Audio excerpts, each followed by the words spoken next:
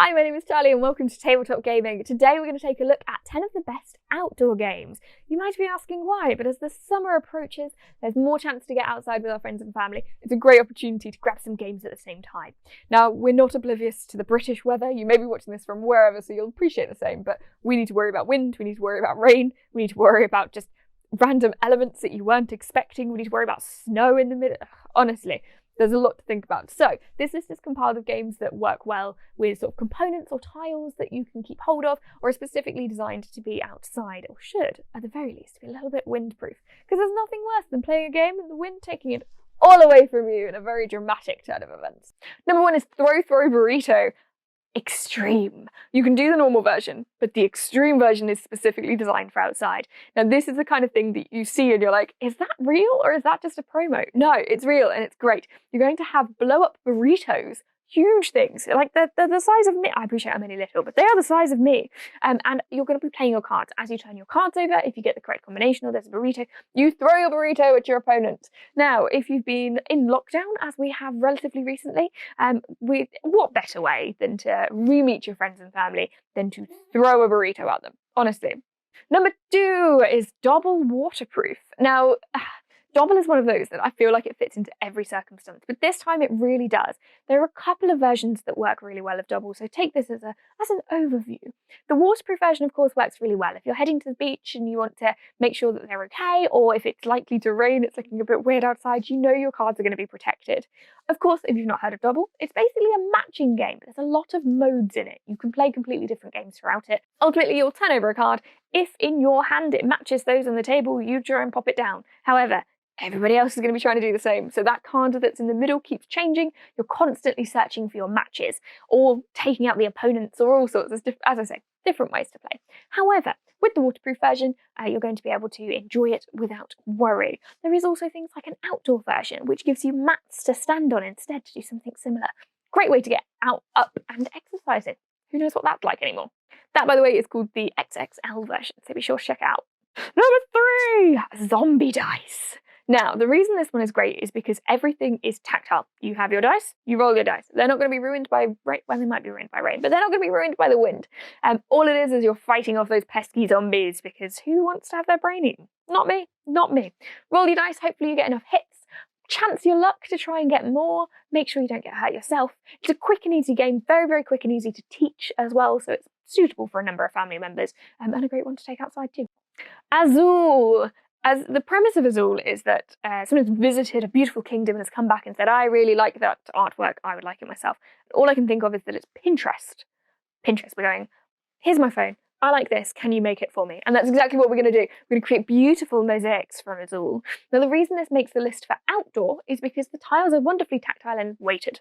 We can pop them down quite easily without worrying about them being taken off of the board. It's a peaceful and quite beautiful game, so perfect for relaxing with friends on an evening. Hive at number 5. I didn't do that on purpose, but I do sort of love it. Now, this one you can play anywhere. If you look at Board Game Geek, you can potentially even play it underwater because it's token-based. There's basically no setup because you start by placing a tile and you're going to be attempting to surround the opponent's queen whilst defending your own at the same time. And let's be honest, probably defending yourself from the bumblebees that want to get involved in real life too.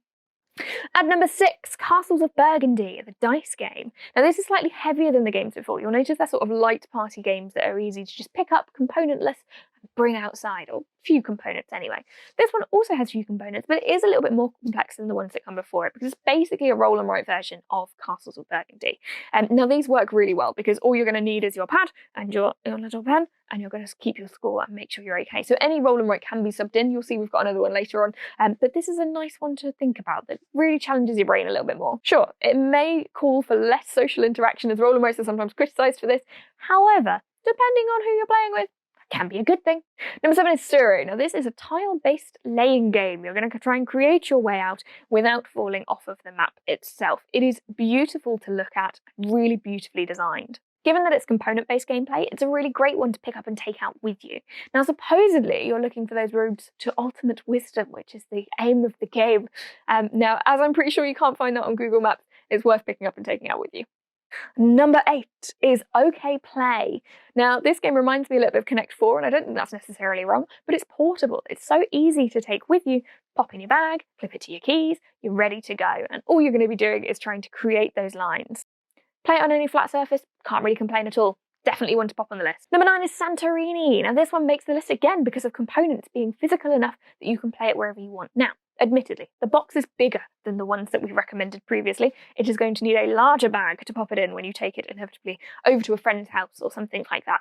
However, arguably, it's worth it. What you're going to be doing is trying to build 3-story buildings with a little dome on top. It's a lot more exciting than it sounds, I promise you. Each time you're going to move or build, which makes it lovely and simple to pick up and play because that's all really you need to do. Sure, the gods cards are potentially a flight risk with the wind. However, you only need them for reference. Keep an eye on them, pop them down, you'll be fine. Number 10, Patchwork. I've recently very much become a fan of Patchwork, and I definitely think it works well on this list. Everything is laying down. You're creating the nicest patchwork quilt that you possibly can. Now, you can sub in quite easily Patchwork Doodle, which is the roll and write version of it. The benefit of which being that you can then obviously play with more people. However, in this instance, either will do perfectly. Make the most beautiful patchwork with the most points, because that's ultimately what you're going to be trying to gain, all to win. Lovely and peaceful, a really fun little game, and so easy to engage the family in. Plus, they say, like, your mind over matter. If you're building a quilt and it gets cold outside, maybe it'll make you feel warmer. So that's it for our list of 10 of the best games to play outside. I hope you have enjoyed it. Let us know in the comments what you would add, or games that you already play outside or would like to. Give us a like if you liked it, and subscribe too for some more. Thanks so much for watching. Join us at tabletopgaming.co.uk if you're looking for anything else, and have a great day, guys. See you soon.